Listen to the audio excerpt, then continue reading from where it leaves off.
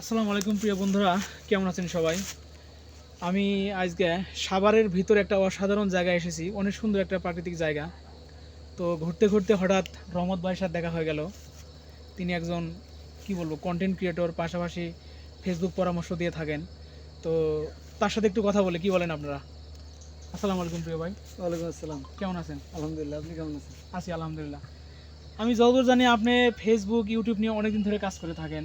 তো জি। ইদানিং আপনাকে আরো বেশি অ্যাক্টিভ দেখা যাচ্ছে।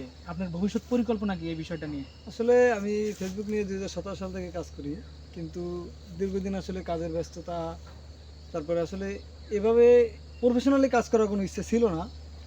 তবে হঠাৎ চিন্তা হলো যে আসলে ফেসবুক নিয়ে যদি কাজ করি বা আমি আর যতটুকু অভিজ্ঞতা আছে এটা যদি আমি আসলে ছোট কন্টেন্ট ক্রিয়েটরদের মাঝে একটু শেয়ার করি তাহলে তারা উপকৃত হবে। কারণ বর্তমান সময়ে আমি যতটুকু দেখি যে আসলে সাপোর্ট দিতে গিয়ে অনেকে অর্থ চায় যে আসলে এত পরিমাণ টাকা লাগবে। তো সেক্ষেত্রে আমি চিন্তা করলাম যে আসলে ছোটো ইউজার যারা রয়েছে তাদেরকে যদি আমি আমার পক্ষ থেকে হেল্প করতে পারি তাহলে আমি মনে হয় যে তারা সন্তুষ্ট থাকবে। তাই আমি আসলে কন্টেন্ট ক্রিয়েট শুরু করেছি এই বিষয়ের উপরেই, যাতে করে ছোটরা সাপোর্ট পায়।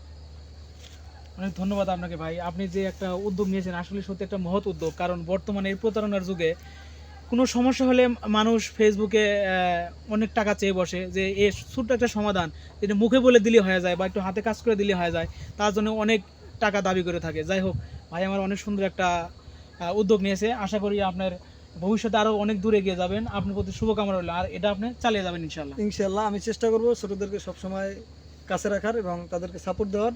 আর আপনার জন্য শুভকামনা রইল, আপনিও ভালো কিছু করেন এবং ফেসবুকে সফল হন। ধন্যবাদ সবাইকে। ধন্যবাদ আপনাকে আমার কাছে এত সুন্দর আপনার মূল্যবান সময়টি ব্যয় করার জন্য। আপনাকে অসংখ্য ধন্যবাদ।